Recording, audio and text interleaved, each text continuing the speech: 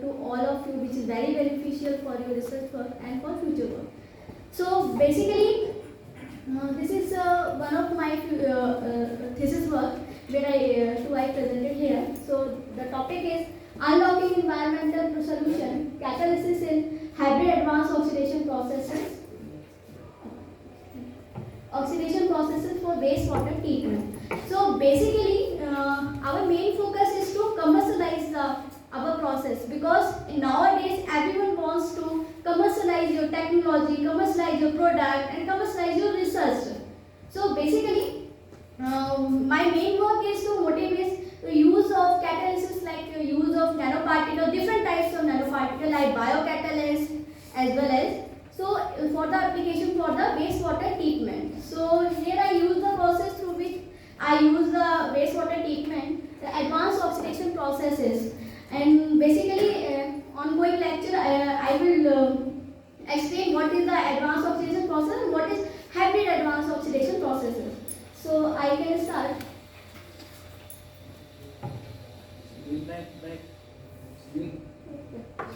So this is the outline of my today's presentation, which is consists of the introduction.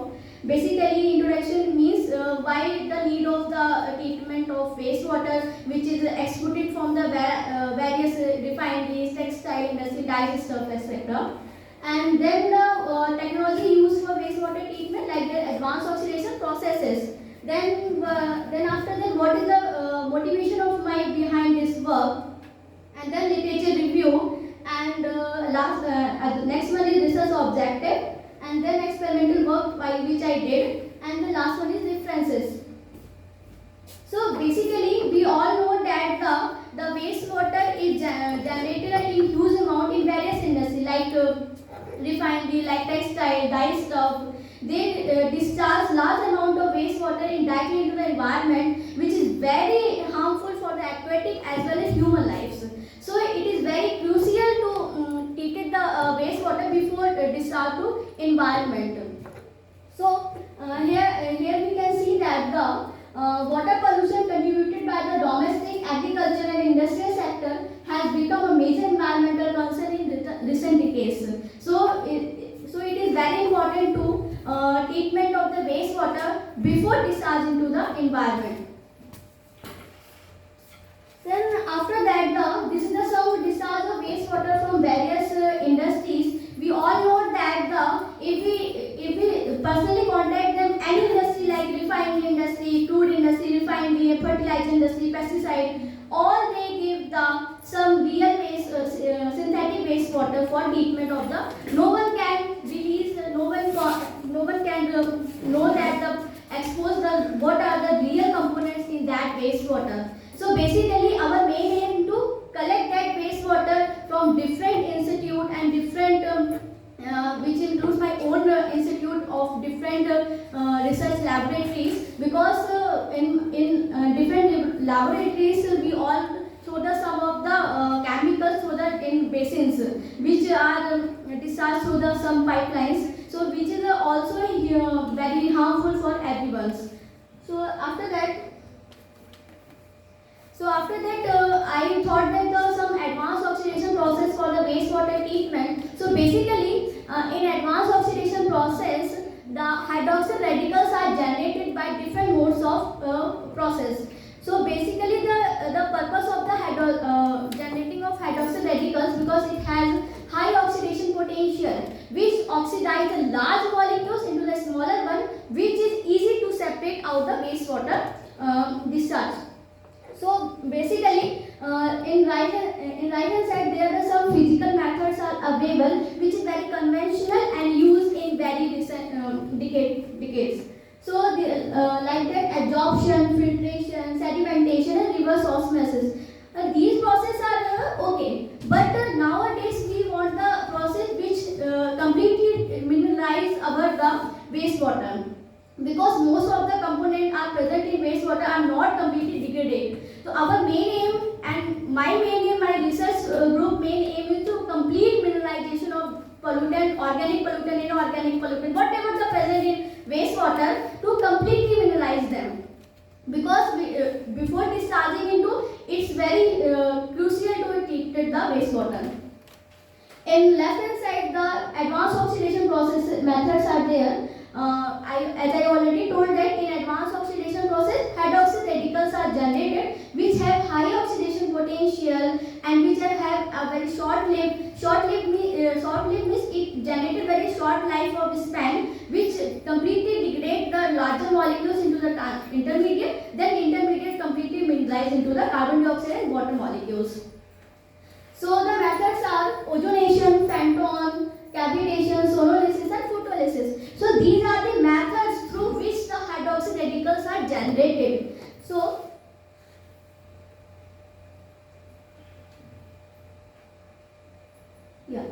So basically, I use in all these methods, I use the Fenton reagents because in other methods are some of the technology, some of the external chemicals are used for treated the wastewater. So I use the cavitation and Fenton. So basically, hybrid advanced oxidation process means combination of two or more advanced oxidation process through which wastewater is treated. So basically, the properties of hydroxyl radicals and through which all these methods which generate the hydroxyl radicals. Later I told you how hydroxyl radicals are generated. So basically the hydroxyl radicals are extremely reactive in nature, non-selective in nature, powerful oxidant and short-lived in nature.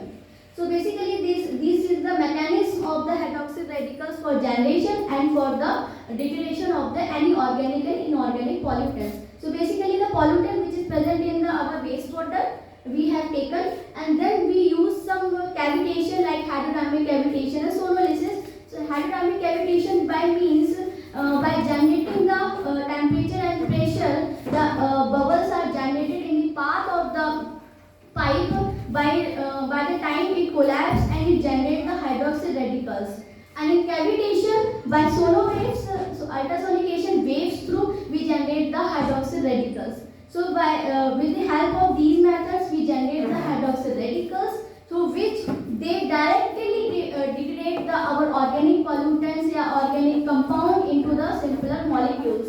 Later on, it mineralizes into the water molecules and carbon dioxides. So this is a simple mechanism of the advanced oxidation process through which hydroxyl radicals are generated as well as the organic pollutants are degraded into the water molecules and carbon dioxides. So basically, there are large, as you already seen that there are numbers of 5 types of methods are available for advanced oxidation process.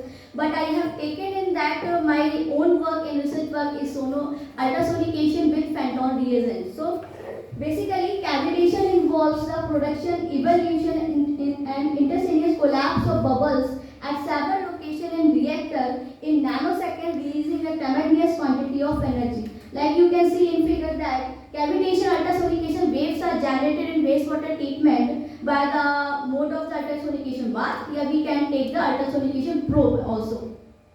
So with the help of this ultrasonication waves, bubbles are generated at the time. Then at the same amount of large number of bubbles are generated. Then large number of bubbles are collapsing also at the same time. Then at some moment where the temperature and pressure when reaches to 5000 K, this is a very high temperature for the generating of hydroxyl radicals. Okay. So when these condition is reached, then the bubbles collapse as burst out. So due to burst of the bubbles, hydroxyl radicals are generated through which. So basically the motivation of my behind work is I already told the Fenton reagent and as well as the sonolysis catalysis. So in sonolysis simply we have take the ultrasound waves. With the help of ultrasound waves we created a generation of hydroxyl radicals. But as I told the hybrid advanced oxidation process, so in ultrasonication I matches with the Fenton reagent. In Fenton reagents we can see that ferric chloride, the ferric and ferrous ion is there, which is the leached out. Due to the leaching of these two ions, hydroxyl radicals are also generated. So by mode of these two types means with the help of ultrasonication also hydroxyl radicals are generated, and with the help of Fenton reagent also hydroxyl radicals are generated. So by means of both these two hybrid advanced oxidation process, more number of hydroxyl radicals are generated, which is very important and which plays very crucial play to degrade the organic pollutants. So basically in Fenton, if we talk about the Fenton reagent, it is also the two types, like homogeneous, heterogeneous. And we already the name you can identify homogeneous peak in same phase and heterogeneous peak in different phase. So in homogeneous phase, we take the different amount of chemicals. We take simply put up in the chemical reactor, and which with the help of sonolysis, it leaching out the surface with the help of H2O2. Then it creates a hydroxyl radicals, and then the hydroxyl radicals may directly degrade the organic pollutants. But the main disadvantage of the homogeneous Fenton reagent is that after the treatment, a large number of sludge is generated. So our motivation is to degrade and to purify the wastewater. But in homogeneous Fenton reagent, a large number of sludge is generated. So what are the advantages for taking this? So I just switch out the heterogeneous Fenton process, where in heterogeneous Fenton process, these are the ferrous and ferrous ion we have to talk about. It is coated or it is deposited on some adsorptive materials. So here is also the two functions there. One is adsorption and one is Fenton reagent, and ultrasonication is along with all. So basically, in the ferrous ion is deposited on the solid catalysis, but in the presence of sonolysis, the leaching of the ferrous and ferric ion is there. So with the help of H2O2, when the leaching is started, the hydroxyl radicals are present. So these hydroxyl radicals are generated, we directly degraded the organic components into the water molecules and carbon dioxides. So after that treatment, we further don't need any the purification.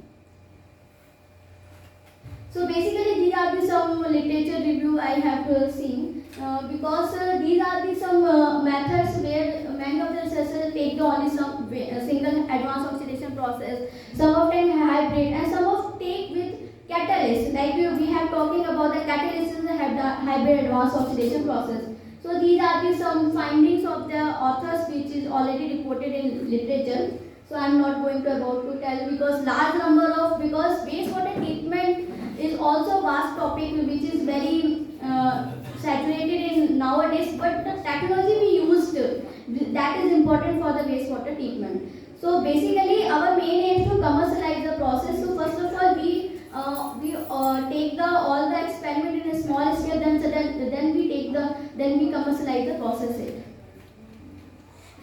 So this is the some of the literature review, because in previous literature reporters, they take only one component slide. They only focuses on the some one organic pollutant, and they focuses on how the mechanism which they follows the degradation to intermediate products. But my main aim is to take the real wastewater, because in real wastewater thousands of components are present in that. Later on I can show the real wastewater component in which 150 components are already present in that wastewater. So this is the some heterogeneous Fenton, which is the my work. So this is in heterogeneous Fenton is already, which is like in ferrous and ferric ion are deposited on some solid catalyst, which is act as both adsorption processes there and as well as Fenton processes also there. So basically this is the upcoming, this is one of my published work is there, which I talk about you. So basically the objective of this, the mineralization of industrial wastewater by hybrid techniques of adsorption on ferric activated charcoal I have taken, plus heterogeneous Fenton, plus sonication and discriminant of synergetic effects. So you can see that I take the heterogeneous Fenton in which Fenton catalyst like ferric nanocatalysts are deposited on the activated charcoal. Then along with I have taken the sonication also. So after that, so first of all I synthesize the ferric at activated charcoal nanocomposite using co-precipitation method. Then after I, first of all, the most important parameter to characterize our nanocomposite, because after formation, how you know that these are the parameters how vapors. These are the absorption surface you have taken. So I characterize the my nanocomposite using these standards of method, and then after that I take the statistical optimization of process parameters of wastewater treatment using chemical oxygen demand removal as a response variable, because one variable one at a time we already lots of work is already there, because in one variable one at a time means we have taken one variable and the other variable kept as a constant, and then we see that how the changes are going on. But we have taken the by using the design expert software, we did the statistical optimization where all the independent variables are interacted, and then we can see that how much CO2 is removed at the last of the treatment process. Then after that, assessment of absorption characteristics and kinetics of the my nanocomposite. Basically, when after you going that what are the kinetics, what are the absorption. Absorption means how much quantity we absorb the pollutants. The last one is toxicity and LCMS analysis of wastewater, which is very crucial for our work, because after the treatment we have to discharge the water environment. So what the effect on the in plants aquatic life. So toxicity shows that how much toxicity is reduced after each process. So toxicity means how much is our wastewater toxicity reduced before and after the treatment, which is very important for the aquatic as well as human life. And LCMS analysis of wastewater is there because we have taken the real wastewater, not for a single, we not focuses on the single component. So in real wastewater, lots of component is there. So LCMS defines that what are the components are present in real wastewater, and after treatment, how components are removed and how much percentage of the components are removed after the treatment process. So basically, the wastewater source of my work is obtained from the combined discharge from local industries and academic institutions, including my own institution, into a local water bodies. So basically, the wastewater was filtered and stored in sealed bottles in a dark at 4 degrees centigrade refrigerator.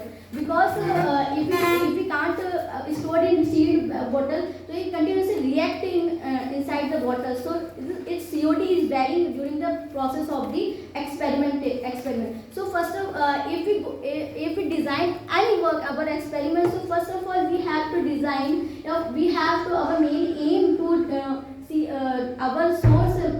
Whatever the source, everyone is working on biomass. Some work on wastewater, some work is biosource. So everyone have to some capture the upper source as because at the treatment process it varies your original values. So by not varying these values, we have to keep it in your way. What are the standards you already know in papers or is already presented here. Okay.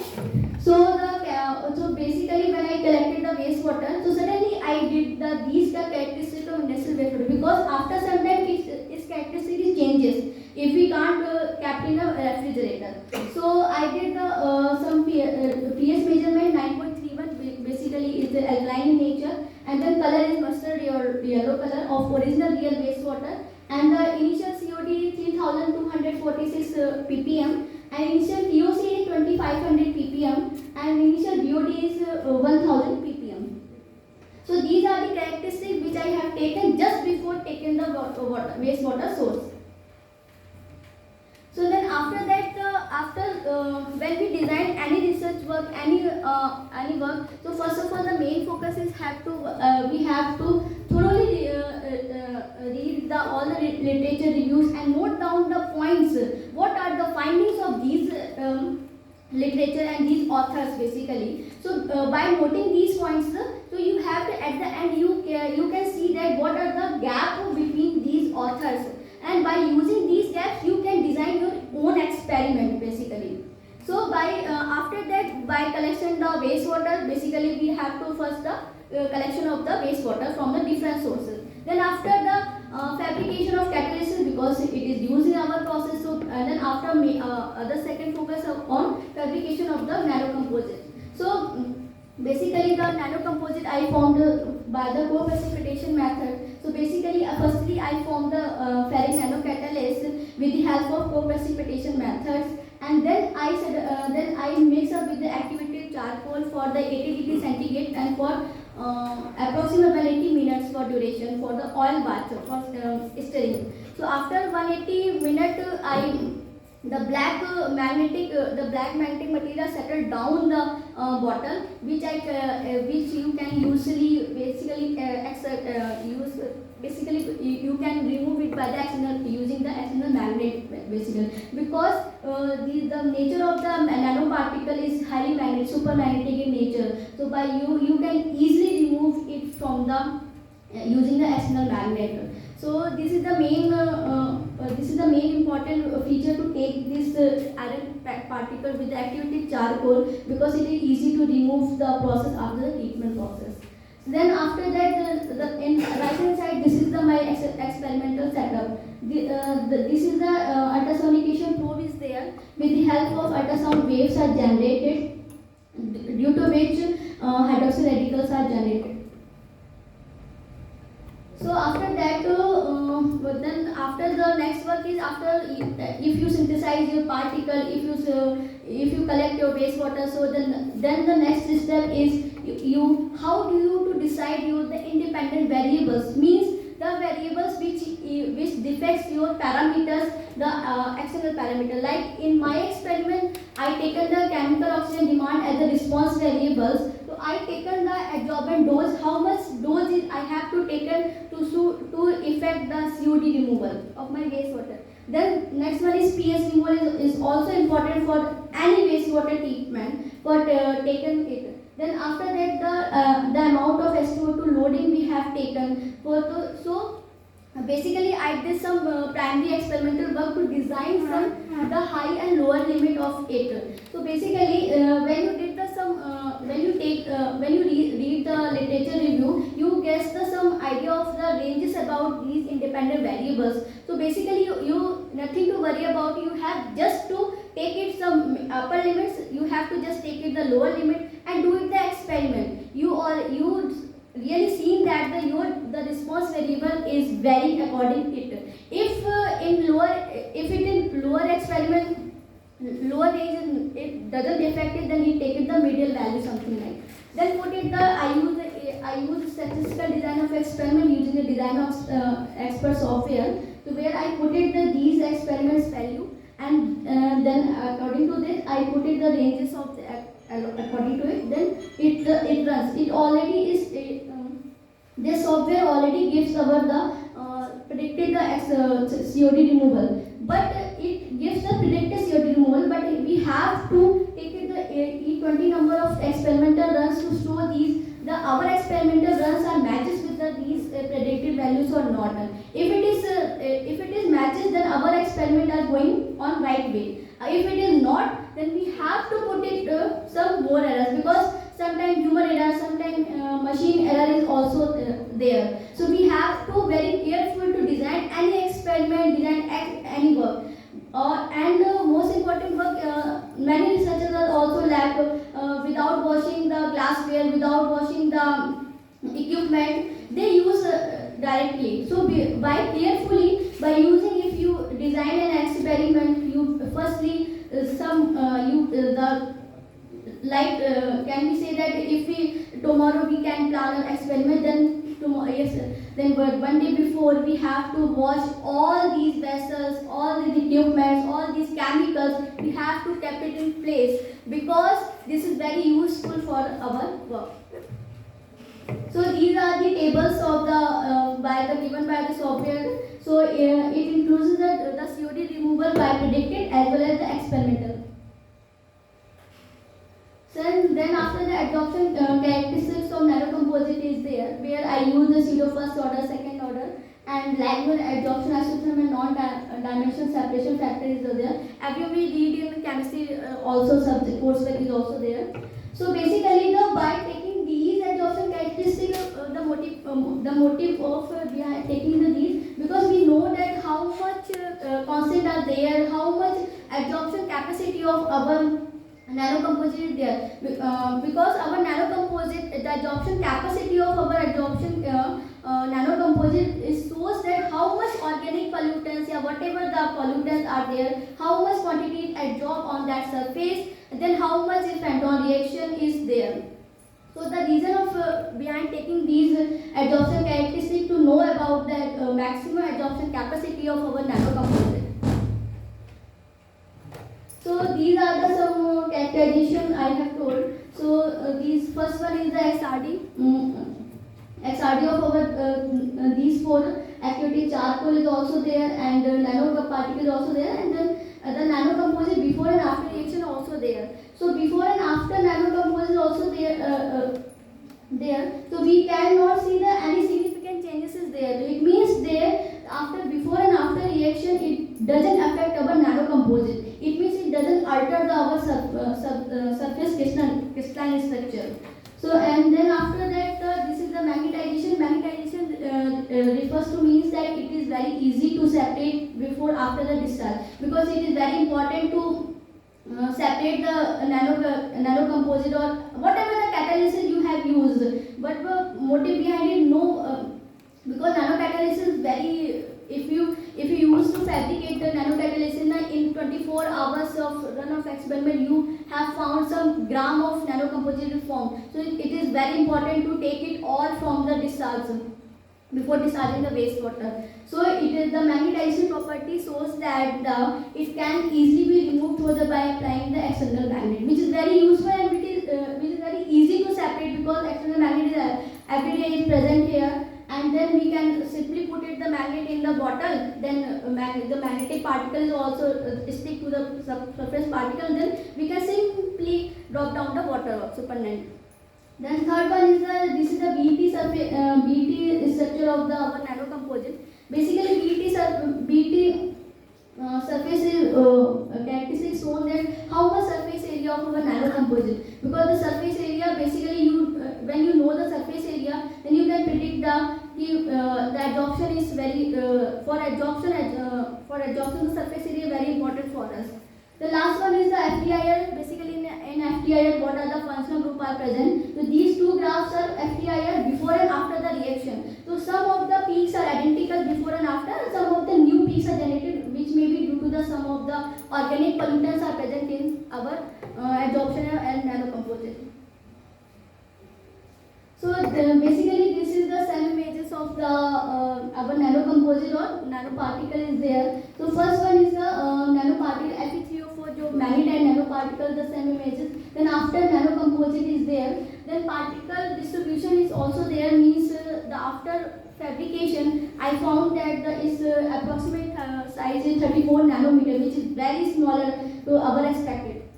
Then after the TEM is there. In fourth one you can see that the particle size is spherical in nature, and then after that it can be see SED pattern and some of the HRTM. Basically these the parameters shown that how pure particle are look like, so that you can define it in your thesis, because while writing your thesis or while writing your manuscript, whatever you write, so you have to write it what are the characteristics of your particle, what are the characteristics of your nanocomposite, whatever the particle or whatever the process you have used.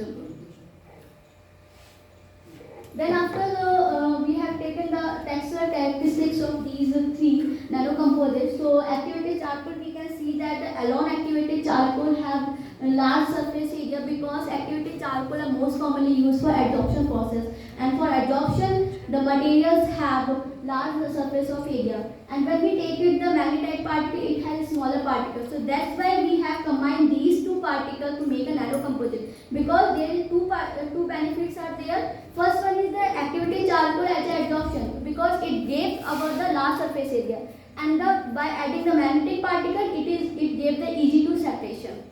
So basically by drawing these two in combined and give the our advantage process. And next one is this is the easiest like that what are the elements present in our component and how much in composition is present. So basically in Fe3 you can see that carbon is not present, because in Fe3 particle only iron and oxygen is there. When it combined with the activated charcoal, you can clearly see that carbon is also present in large amount, which shown that it gave our large surface area, and our magnetic particle are completely doped onto the surface of our activated charcoal.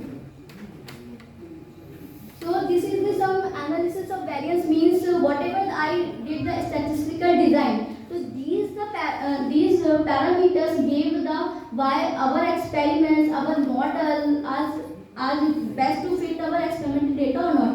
If it is not fit, then we have to carry all experiment again and again for varying. So because if we because in previous literature mostly authors use the one variable one at a time, because it is very easy to take it, because you have to take one variable, another variable have to constant, but just value to one variable and take the response. But nowadays it is very important to take the all the independent variable, how to interact it and how to effect it on the our response variable. So by variation of these three important variables, these software give the best fit of our model.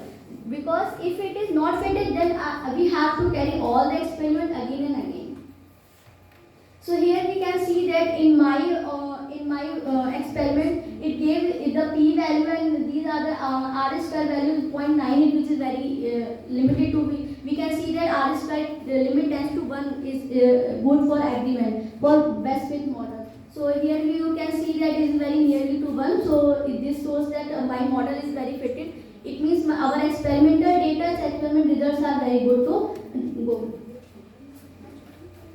Then after that, if we design an experiment, so we have to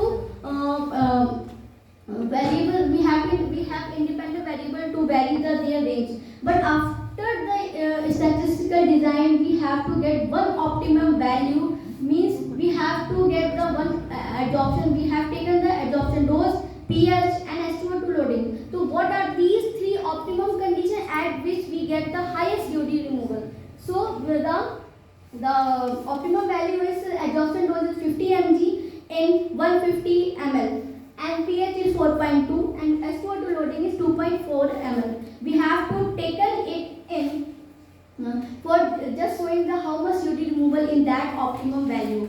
So basically at optimum condition we get the highest UD removal at optimum. So basically you can see that at optimum condition the COD removal by composite, that one graph is there, approximate 94.75%, and the TOC removal you can see that 89% value, which is very good for us to mineralize. Means TOC removal means it completely mineralize our wastewater treatment.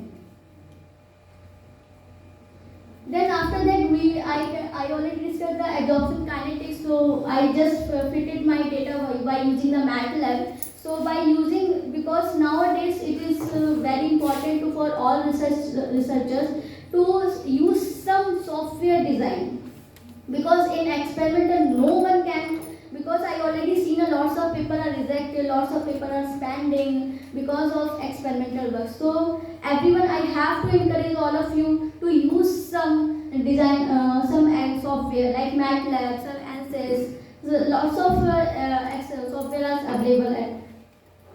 So I taken the data of the optimum condition, then I fitted the data, and it is very simple to use.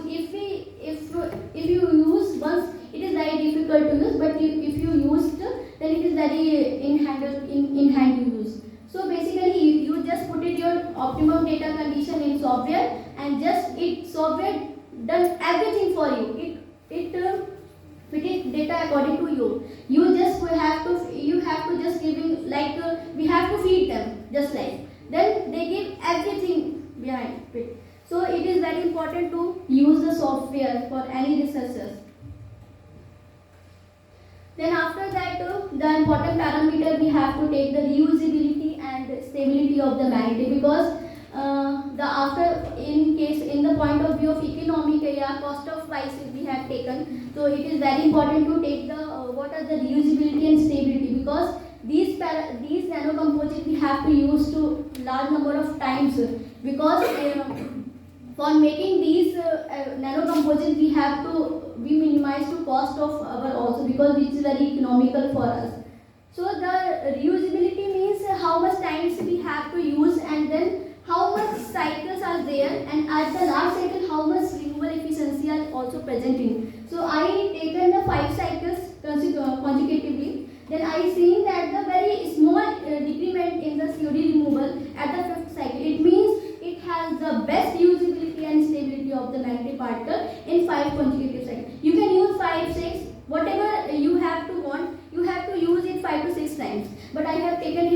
5 times of cycles in just one.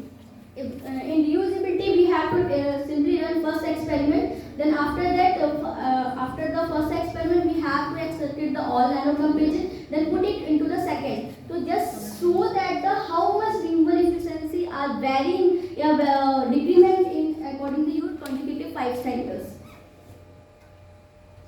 So after that, the most important parameters is of the treatment is the toxicity analysis. So the toxicity analysis I use some seeds for germination in terms of. So basically, right one is the post-treated wastewater where I put it some seeds in seeds name is Viagana radiata is its species name of the seeds. So I put it in post-treated wastewater and put it for the 7 days of the treatment. But we can see that no one is germinated during the 7 days of period because if you did this toxicity analysis, lots of standard methods, lots of methods which are available in literature. If you go through it, you can easily find it in literature paper. So I can use the seed germination. So I did put it the 10 seed number of seeds in control experiment, in post-treated wastewater treatment, and the after treatment. So in before treatment, no one can see it germinated, but after treatment, we can see that 7 seeds are germinated. It means 70% toxic. It means before treated, 100% toxicity wastewater is there, but after treatment, 70% toxicity is removed completely with the help of this process. So which is very useful because it is directly discharged into our open environment. Because if 7 seeds are germinated, means it is toxicity is very reduced. So you can see the graph also in blank because in blank we take the DI water. So in DI water every seeds are germinated means 10 out of 10. It means 100% toxicity is removed. And then before treatment no seeds are germinated. It means the before treatment water is highly toxic in nature. And then after treatment 77 seeds are generated. It means 70% toxicity is removed after the treatment process. So this is my LCMS analysis. Basically in LCMS analysis it can show that the how much component and present are in your wastewater treatment in your whatever the sample you have. So I just taken the LCMS analysis of before treatment and after the treatment process. So in before treatment you can see the large number of peaks are there. In large number of peaks are there, large number of components are present in there. In each peaks, each components are also there. I didn't mention the number of compound, but you can see the graph here. The large number of peaks are there before treatment, but in after the treatment, is less number of peaks are there. It means the components are reduced. But I can found the mostly 150 components are presented before treatment, but after treatment only 40 to 45 components present, which is degraded 75% above. So which is very potential of the nano composite to use it to degrade our real wastewater. So basically the hypothesis and by the mechanism of the behind this work. So basically if we take alone adsorption process. So if you can see the literature already said adsorption process take the 24 hours 48 hours. But nowadays we have to reduce the time also because time factor is also important for us to treat it any doing work.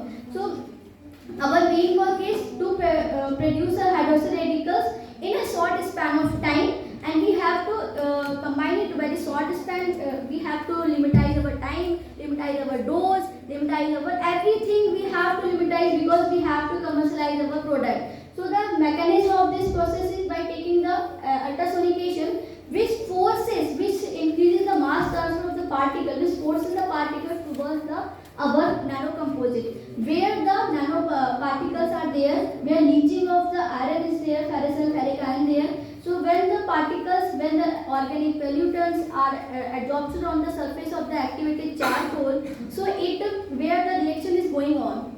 So basically, when the organic pollutant reaches the surface, where the oxygen reaction is going on, where the hydroxyl radicals are generated, so it directly contacted with the organic pollutants, so that it degraded completely into the carbon dioxide and water molecule. molecules. So basically the main motivation behind of us taking this stuff, it increases the mass transfer, diffusion of it, forces the particles, because if we didn't take it the activity charcoal, it is very less probability of interaction of the particles of hydroxyl radicals or organic pollutants. So if we less probability of interaction, it means very less amount of CO2 removal is there. So we have to provide some base, some surface to there to attach it where the reaction is going on. Then after reaction is going on, they directly contacted with the hydroxyl radicals, where it directly decomposes into the hydroxyl water molecules and carbon dioxides.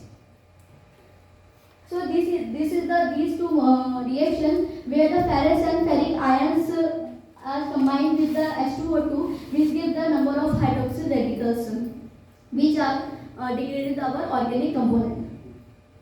So the conclusion of my work is basically by taking these three ternary hybrid advanced oxidation process, I got the 94.75% COD removal and 89% of TOC removal is there, and which is very beneficial for us to show the, because in TOC removal it means 89% TOC removal, mostly components are degraded into carbon dioxide and water molecules. Then we optimize our independent variables. We get the pH is 4.2, H2O2 loading is 2.5 ml, and dose 50 mg in 150 ml of reaction mixture. Then after that, basically these results essentially are consequences of the synergetic interaction and absorption of pollutant onto the activity charcoal and surface Fenton reaction, which I already told that we have to provide a surface where the molecules are attached on the surface, where the reaction is going on. Then the probability of interaction of organic pollutant and hydroxyl radicals are increased. We have to increase the interaction of the hydroxyl radicals and organic pollutants. The last one is our nanocomposites or the excellent recovery. It means after 5 consecutive cycles, 90% CO2 removal is also there. It means in first cycle 94.7% CO2 removal we get, but in 5 cycle 90% CO2 removal, it means some marginal decrement in CO2 removal in consecutive 5 cycles. So it means it shows our good reusability and stability of our nanocomposite. So basically, whenever you design an experiment, it is an important parameter at last. Whatever you design can take, whatever you did in experiment, but at last you have to check your stability and reusability of your catalysis in whatever the process you have used. The last one is this ternary advanced oxidation process represented study can be applied for wastewater discharge from other chemicals and process industries. So basically my main aim to intensify the process. Basically these processes are already presenting, but in single way. But in my work I combine these processes and intensify it. So presently I am working on it to commercialize. I have did this experiment 150 ml, but now I am doing it 500 liter of experiment. So you can imagine how much amount of doses are varying, how much amount of pH and how much amount of H2O2 is maintaining in 500 ml. In 150 ml we can easily manage everything, but if we are going to in high scale, we have to carefully manage all these variables. So it is very important to take these parameters for, and some of the time we have to take the environment also, because in 500 liter you cannot store it in some small area. Like in 500 liters, you already know that 500 liters is very large quantity for to take the wastewater treatment.